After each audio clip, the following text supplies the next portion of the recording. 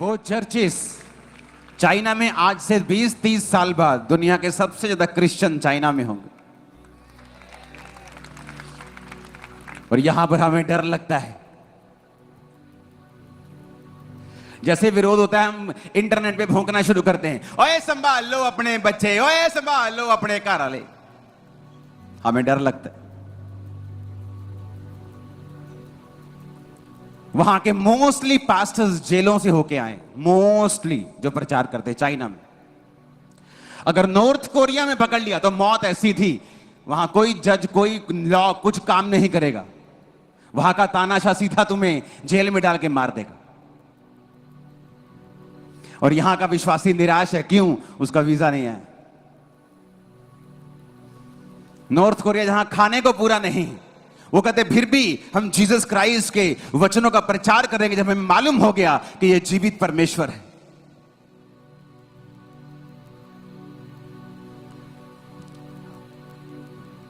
और हमने अपने बॉस को प्रीच नहीं किया क्योंकि उस समय हम निराश थे, कद छोटा था इसलिए डिप्रेशन हो गया था। अपने पड़ोसी के साथ सुसमाचार शेयर नहीं किया, क्यों? उस समय मेरा बेटा मुझसे लड़के गया था, मेरी चिंता हो गई थी।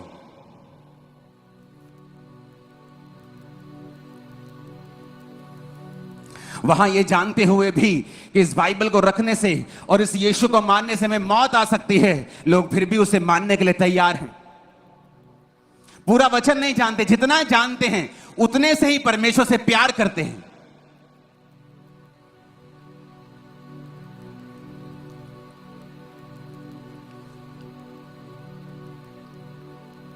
अगर किसी जगह बेदारी नहीं है तो उसका कारण परमेश्वर नहीं, उसका कारण वहां के क्रिश्चियन लोग और पास्टर्स हैं। अगर किसी जगह के ऊपर परमेश्वर का काम नहीं हो रहा तो उस जगह पर परमेश्वर का कसूर नहीं है, कसूर है परमेश्वर को जानने वालों का जिन्होंने काम नहीं किया है।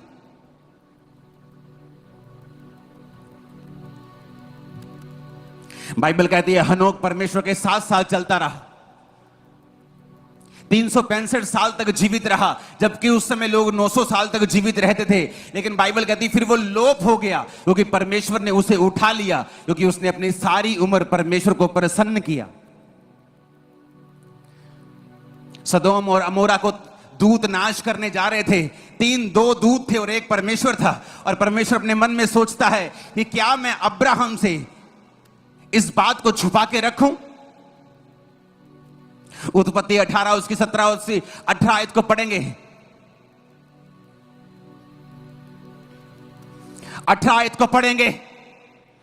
अब्राहम तो निश्चय एक बड़ी और सामर्थी जाति उपजाएगा और पृथ्वी की सारी जातियां उसके द्वारा आशीष पाएंगी, क्योंकि मैं जानता हूं कि वह अपने पुत्रों और परिवार को जो पीछे रह जाएंगे आज्ञा देगा कि वो यहोवा के मार्ग में अटल बने रहें, धर्म और न्याय करते रहें, ताकि जो कुछ यहोवा ने अब्राहम के विषय कहा है उसे वो पूरा करे। आज अब्राहम की तरह आशीष चाहिए, लेकिन मुंह से क्या निकलता है? मैं अपने मुंडे ने फोर्स नहीं करता, ये मर्जी आ, ये मन्ने चाहे ना मन्ने। और अब्राहम ने डंडा उठाया हुआ था कि पुत जेदा चाहिए मेरी प्रॉपर्टी, जेदा चाहिए मेरी आशीष, ते रब नूं मन्ना पऊ, घुटने लाने पऊ ते प्रार्थना करनी पऊ, उनके पास जाए थो। और परमेश्वर ने कहा तू मेरा दोस्त है अब्राहम, तू मेरा दोस्त है, मैं तेरा दोस्त और तू मेरा दोस्त है। बाइबल कहती हनोक ने परमेश्वर को प्रसन्न कर दिया था और जीवित उठा लिया गया। क्या है तुम्हारा टारगेट? वीजा, बरकत, बड़ी सेवकाई, बरकत, ब्लेसिंग, हीलिंग? नहीं, तुम्हारा पहला टारगेट परमेश्वर को प्रसन्न करना होना चाहिए। उसके रास्ते में जितनी रुकावटें हैं फाड़ दो, तोड़ दो, मसल दो रुकावटों को आज यीशु मसीह के नाम में। निराशाएं त्याग दो, उनसे कुछ भी हासिल नहीं होगा। बड़ी बरकतें तुम्हारी लाइफ में एंटर कर जाएंगी उसी दिन। मैंने कहा निराशाएं, गुस्सा त्याग दो, परमेश्वर के पीछे चलो, उसको प्रसन्न करने का प्रयत्न करो। चाइना में रात को इकट्ठे होना पड़ता है, 4:30 शाम को, सुबह को इकट्ठे होने पड़ता। फार्म में, दूर फार्म में, खेत में, जहां गाय बैल बकरियां हैं, वहां इकट्ठे होना पड़ता है ताकि सरकार से दूर रहें। तब भी वहां चर्चेस हैं, हजारों लाखों चर्चेस हैं। वो लोग परमेश्वर के वचन का प्रचार करते हैं, लेकिन जहां पर कोई रोक टोक नहीं है, हाँ, यहां थोड़ा सा भी विरोध हो जाए तो घरों में निकल जाते हैं। पास्टर प्रीच करना बंद कर देते हैं, डर फैलाना उल्टा शुरू कर देते हैं कि चुप कर जाओ थोड़ी देर के लिए।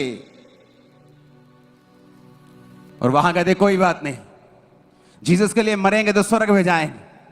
मरना तो लोग एक्सीडेंट में मर जाते हैं, बीमारियों में मर जाते हैं, बॉम्ब में मर जाते हैं, किसी ट्रेन के नीचे आके मर जाते हैं, एक्सीडेंट में मर जाते हैं। लेकिन जीसस के लिए मरना, लेकिन यहां के विश्वासी को डिप्रेशन है क्योंकि उसकी तनख्वाह बढ़ नहीं रही। डिप्रेशन, कपड़े अच्छे नहीं है मेरे पास,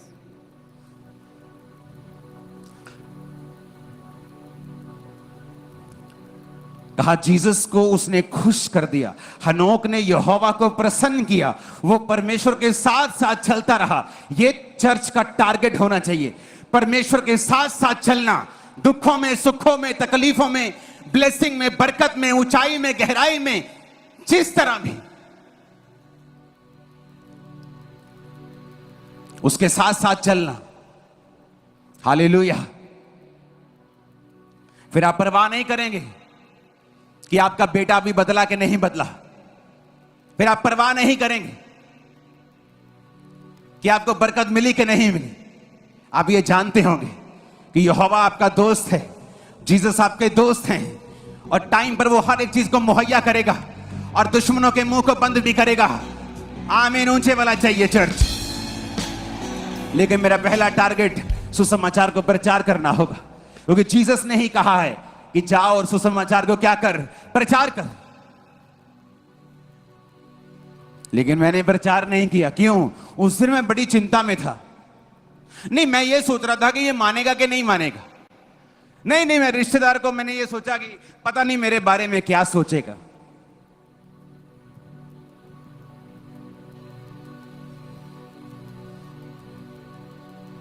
जहां प्रचार शेयर करने पर मार दिया जाता है, वहां लोग हट नहीं रहे।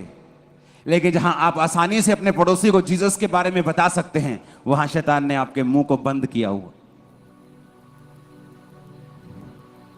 और जीसस ने कहा, तूने जो मुझसे प्यार किया इसलिए मैं तुझे छुड़ाऊंगा।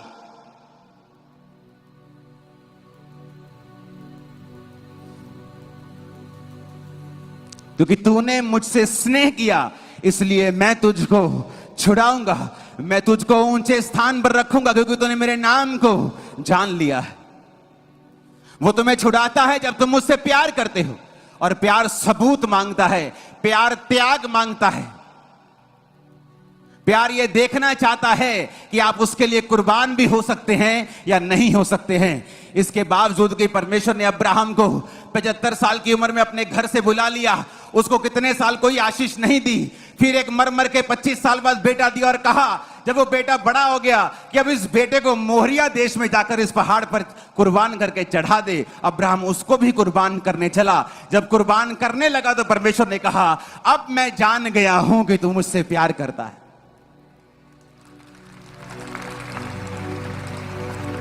लेकिन यहां हमें डिप्रेशन है।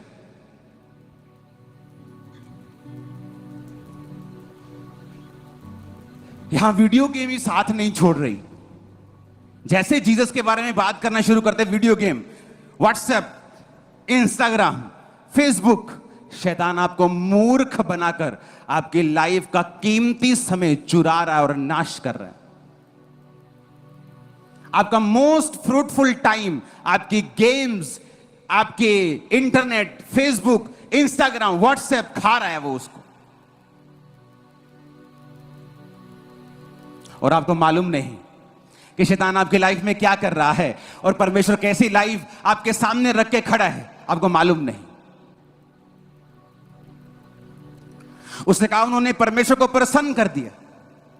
खुश किया परमेश्वर को। और बाइबल कहती परमेश्वर ने उसे लोप कर दिया, क्योंकि उसकी गवाही सुनी गई थी कि उसने परमेश्वर को प्रसन्न किया है। कितने विश्वासी हैं आज जो जीसस के बारे में प्रचार करते हैं, क्योंकि उन्हें मालूम ही नहीं, उनको जीसस से असली प्यार नहीं है। वो सिर्फ चर्च में हीलिंग को चाहते हैं, वो चर्च चाह रहे कि प्रभु उन्हें बरकत देगा और उन्हें छुड़ाएगा, लेकिन खुदा के साथ प्रेम करने वाले लोग बहुत थोड़े हैं जो इस बात को भूल कर, कि वो जानते हैं कि आशीष उन्हीं के लिए है, अगर प्रभु ने उनको पास बुलाया तो आशीष मिल जाएगी, लेकिन वो जीसस के बारे में, जीवन के बारे में, जो व्यक्ति मृत्यु में है, जो लोग मौत में हैं, जो लोग दुखी हैं, उनको जीसस के बारे में बताना नहीं चाहते, क्योंकि उनके अपने घर में बड़ी प्रॉब्लम्स हैं। उनका काम 9 से 5 है, टाइम नहीं मिलता, आगे रोटी बनानी है, बच्चे पालने हैं, बच्चे चाहे बड़े होके वो भी शैतान बन जाए वो अलग बात है। और फिर प्रभु को बोला, प्रभु मेरे बच्चे शैतान क्यों हैं? प्रभु बोला, जब बच्चे छोटे थे तुझे मेरा काम करना था, तूने किया नहीं, अब तेरे बच्चों के ऊपर आशीष नहीं है और तू मेरे पास आई है। अब वही कोर्स फिर से करना पड़ेगा, पर ज्यादा वैल्यू के साथ, ज्यादा पैसों के साथ, ज्यादा कीमत अदा देकर करना पड़ेगा, जो परमेश्वर तुम्हें फ्री में दे रहा था एक समय में। आज वही समय है, सुन लो और मान लो, और बड़ा उद्धार तुम्हारे घरों में एंटर करे right now in Jesus name. आमीन। जितना ऊंचा और लंबा ये ब्लेसिंग उतनी ऊंची और लंबी है चर्च। Hallelujah, hallelujah. आज से ना आओ देखना, ना दाएं ना बाएं, उसका प्रचार करना, होंठ को खोलना, और यहोवा तुम्हारे संग होगा। तुम अपने घर में हो, पॉलिटिक्स में हो, अपने बॉस के साथ हो, स्टाफ के साथ हो, प्रचार करना, यहोवा मैंने कहा तुम्हारे संग होगा। आमीन। ऊंचाई आशीष हमारी है। हालेलुया, मैंने कहा हालेलुया। तैयार हो प्रचार करने के लिए? उन लोगों को याद रखना, जस्ट जीसस का वचन बताने से ही उनको मौत मिल सकती है, फिर भी वो बताते हैं। और कहीं अधिक आत्मिक हैं बहुत से लोगों से।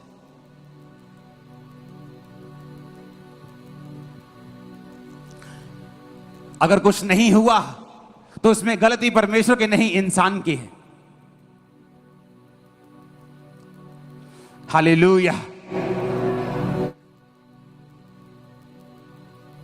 अपने हाथों को उठाओ, सुनो मेरी बात, एक वायदा करो आज से,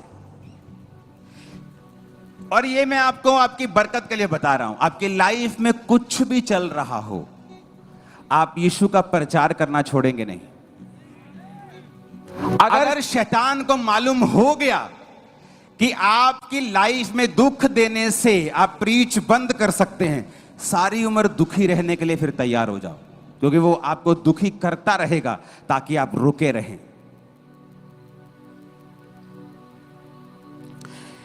किसकी जिम्मेवारी है प्रचार करना? अपने पड़ोसी को बोलो, मेरी।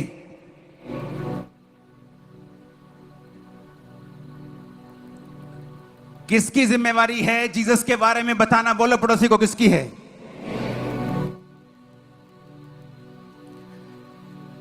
अपने पड़ोसी को बोलो, प्रचार कर।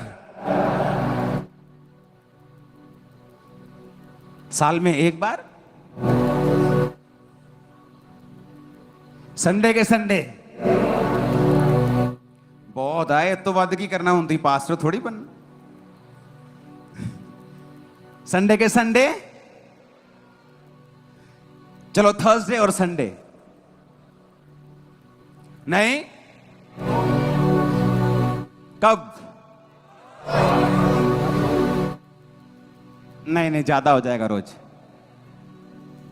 टेंशन हो जाएगी, टेंशन रोज।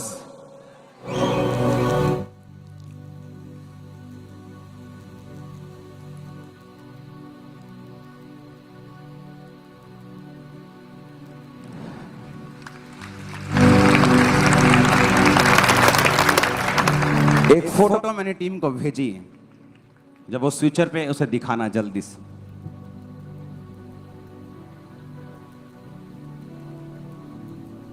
हालेलुया। कब प्रचार करना है? उस फायर को अपने सिरों के ऊपर ग्रहण करो, रोज प्रीच करने, यीशु के नाम में।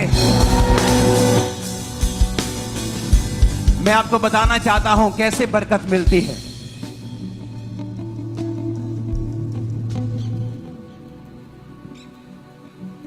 जो लोग खुदा की ओर देख रहे हैं बरकत पाने के लिए, वो गलत है।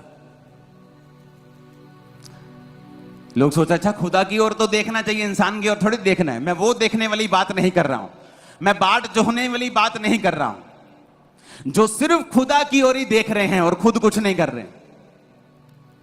अगर 12 साल की लहू बहने वाली औरत सिर्फ खुदा को देखती, काश परमेश्वर मेरे घर में आए। पतरस की सास के घर भी तो गए थे, मेरे घर भी आ ही सकते हैं।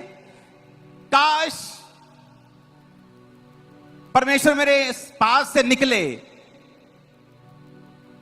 लेकिन बाइबल कहती है उसी बीमारी में, जब वो चल भी नहीं पा रही थी, अपना सारा पैसा प्रॉपर्टी बेचकर व्यय कर चुकी थी, खर्च कर चुकी थी, और फिर भी चंगी नहीं बल्कि और बीमार हो गई थी। और जब उसको जीसस के बारे में मालूम हुआ, ये जानते हुए भी कि वो एक अशुद्ध बीमारी वाली औरत है, और यहूदियों को अगर उसने छू लिया और किसी यहूदी को मालूम हो गया कि ये अशुद्ध औरत है, तो उसी समय पत्थर के द्वारा मार दी जाएगी। अरे जो बिजनेस करते हैं ना, वो भी कहते हैं without risk there is no business. लेकिन क्रिश्चियन लोग पंजी का भी रिस्क नहीं लेना चाहते, लेकिन बनना चाहते हैं हम एलिया बनेंगे, अलीशा बनेंगे, लेकिन रिस्क पंजी का भी लेना नहीं चाहते, चवानी का भी रिस्क नहीं लेना चाहते। डर लगता है उनको। परमेश्वर ने कभी भी अपनी मर्जी से नहीं किया, उसने आपके रिस्पॉन्स के हिसाब से धरती के ऊपर काम किया है।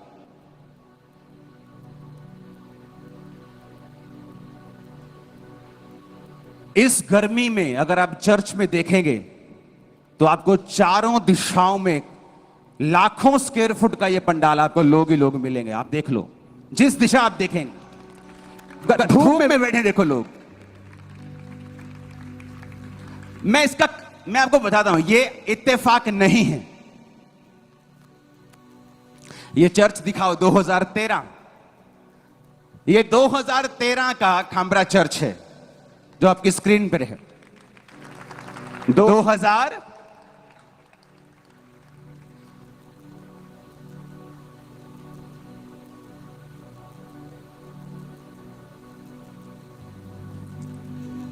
ये 24 जून की मीटिंग है।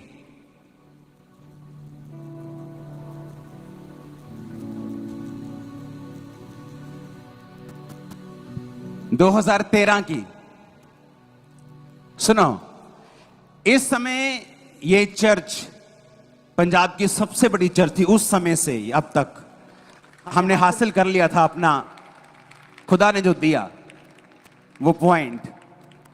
और इस बड़ी चर्च के दौरान मेरे पास एक भी गाड़ी नहीं थी अपनी।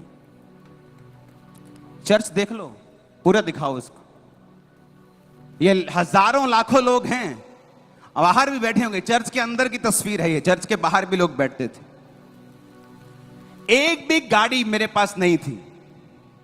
रीजन, मेरी शुरू से एक रूटीन रही है, थर्सडे घर से निकलना चर्च आना, संडे घर से निकलना चर्च आना। अभी भी यही है। पिछले कई दशकों से लगा लो, 2 दशकों से लगा लो, 20 सालों से लगा लो, बस चर्च के लिए निकलना और चर्च के लिए आकर वापस। अगर मुझे कहीं जाना है बाहर फौरन, तो फौरन घूमने के लिए मैं चला जाता हूं अपने बच्चों के साथ। लेकिन ये रोज की रूटीन होती थी, तो मुझे गाड़ी की जरूरत नहीं थी, तो मैंने नहीं ली। और मैंने ऐसे लोग देखे थे मेरे पास आकर बोलते थे, पापा हमारे लिए प्रेयर करो, हमारे लोग बढ़ जाएं, और 25 लाख की गाड़ी चाहिए मेरे को बड़ी गाड़ी चाहिए। मैंने कहा बड़ी गाड़ी चाहिए कि बड़ा चर्च चाहिए? नहीं, दोनों चाहिए। क्यों चाहिए गाड़ी? बस टोर के लिए चाहिए।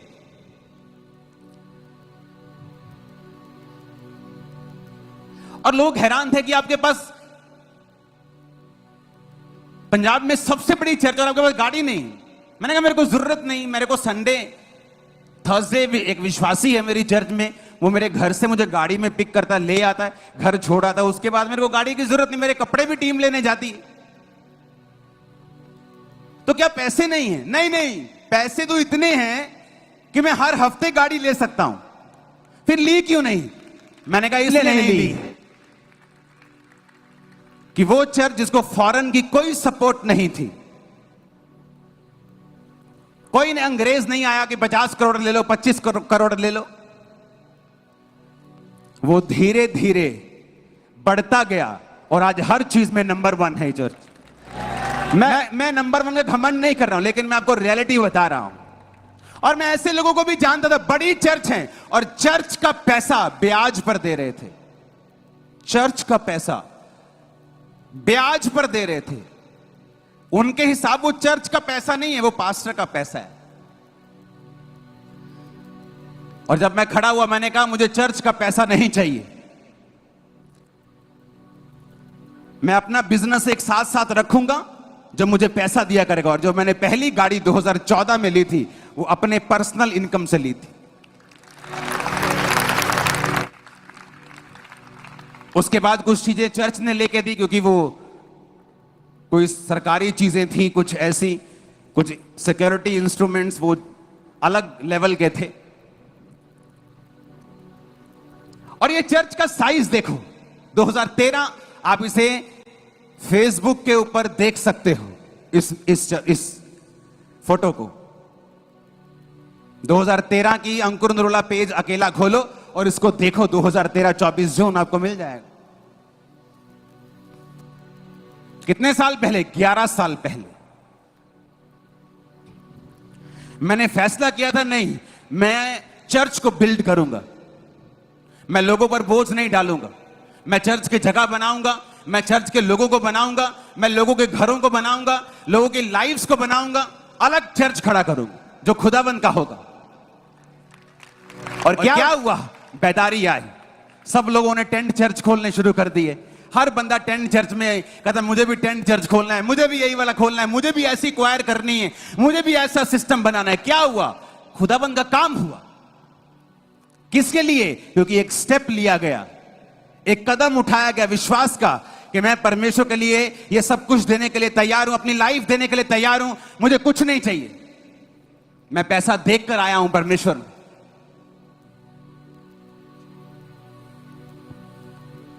लेकिन आज लोग बोलते हैं हाँ सेवा, उसमें क्या मिलेगा? उसमें ऐसा कुछ मिलेगा जो बड़े बड़े धनी बाबुओं के पास नहीं है। आज शैतान डिप्रेशन डाल रहा है, ओह तेरे पास अच्छे कपड़े नहीं है, ओह तू आगे क्या करेगा, तेरा घर कैसे होगा, अरे ऐसी की तैसी है, यहीं रह जाएगा, यहीं रह जाएगा सब कुछ। जीसस को अगर प्रसन्न किया तो ऊपर एक ऐसा बड़ा महल, ऐसी बड़ी फार्म हाउस मिलेगी ना, दिखाते रहोगे अनंत जीवन तक लोगों को, देखो मेरा फार्म हाउस यीशु ने बना के दिया स्वर्ग में। हालेलुया। उन्हें सेवा में नहीं आना है, प्रचार नहीं करना है। डर लगता है जॉब ना चली जाए, जॉब JOB जॉब, सस्ती वाली जॉब, वो चली ना जाए, MLA नाराज ना हो जाए, मेरा पॉलिटिकल कैरियर खत्म ना हो जाए। जीसस ने कहा उसने मुझे प्रसन्न किया, यहोवा ने कहा यीशु ने मुझे प्रसन्न किया, हे मेरे प्रिय पुत्र आज मैं तुझसे बहुत प्रसन्न हूं। यह टारगेट होना चाहिए विश्वासी का, कि यहोवा कहे, जीसस कहे आज मैं तुझसे खुश हूं। ये बरकतें शरकतें आती रहेंगी, ये किसी के लिए नहीं बनी, तुम्हारे लिए बनी है। साल्वेशन तुम्हारे लिए बनी है, जो बनाई तुम्हारे लिए, उसके लिए क्यों भिखारियों की तरह लगे हुए परमेश्वर के पीछे? ये बनाई तुम्हारे लिए है। जीसस को प्रसन्न करो, उसके साथ चलो, पाप से दूर रहो, प्रार्थना करो, रोज बाइबल पढ़ो, रोज शेयर करो परमेश्वर के वचन रोज। देखो फिर क्या होता है, किस तरह से धरती फाड़ के परमेश्वर ब्लेसिंग्स देता है, आसमान खोल के वो आशीष देता है कि देखो फिर क्या होता है। लेकिन तुमने अपने विश्वास को बढ़ाया नहीं। लोग आते थे मेरे पास, हम फलानी चर्च के मेंबर हैं, बड़ी चर्च है, लेकिन उस पास्टर ने मुझे पैसे दिए हुए हैं कि मैं उन्हें ब्याज पर चढ़ाऊं। आप क्या कहना चाहते हो? मैंने कहा मैं कुछ नहीं कहना चाहता। आप कुछ करेंगे। मैंने कहा मैं कुछ नहीं करूंगा, मेरा काम एक्सपोज करना नहीं है, मेरा काम इनडायरेक्टली तुम पर अटैक करना नहीं है। अगर मेरा होता तो मैं भी तुम्हारी तरह उसी लेवल पे रहता। इसलिए हमारी चर्च का हर 3 महीने में लेवल बदला होता है, ग्रेस बदली होती है, और ये तुम्हारे बस की बात नहीं है। परमेश्वर कुछ लोगों को देता है, जैसे ही उनको देता है वो अटैक करना स्टार्ट कर देते। जैसे कुछ पैसा आता है घमंडी हो जाते हो, और परमेश्वर कहता नहीं, इसको थोड़ा दो, अगर इसको ज्यादा दूंगा तो ये मर सकता है, इसकी सोल खराब हो सकती है, आत्मा इसकी बिगड़ सकती है, इसको इतने ही लोग दो। अगर ये ज्यादा लोगों में जाएगा तो सोचेगा मैं बेस्ट हूं, तो लोगों पे, सेवकाइयों पे अटैक करेगा, इसको यहीं रखो, इसी लेवल के ऊपर। इसलिए आपने मुझे कभी किसी को पर्सनली एक्सपोज करते नहीं देखा होगा, जबकि मैं इनके सारे कच्चे चिट्ठे जानता हूं। इनडायरेक्टली कभी अटैक करते नहीं देखा होगा। रीजन, मुझे आगे जाना है, मुझे उसको प्रसन्न करना है, आगे बढ़ना है, नदियां देखनी है, सोल्स की नदियां, 5 किलोमीटर 10 किलोमीटर के लंबे लंबे क्रूसेड्स देखने हैं। मैंने कहा हमें नदियां देखनी है सोल्स की, परमेश्वर में आते हुए, और यीशु के नाम में तुम्हारे परिवार बचाए जाएंगे, भविष्यवाणी करता हूं। यीशु के नाम में तुम्हारे दोस्त बचाए जाएंगे, भविष्यवाणी करता हूं। यीशु के नाम में बहनों तुम्हारी सहेलियां बचाई जाएंगी, भविष्यवाणी करता हूं। यीशु के नाम में आज से पवित्र आत्मा तुम पर उतरा करेगा और तुम परमेश्वर की आत्मा में प्रीच किया करोगे, भविष्यवाणी करता हूं। हालेलुया, हो जाए ब्लेसिंग हो जाए यीशु मसीह के नाम में।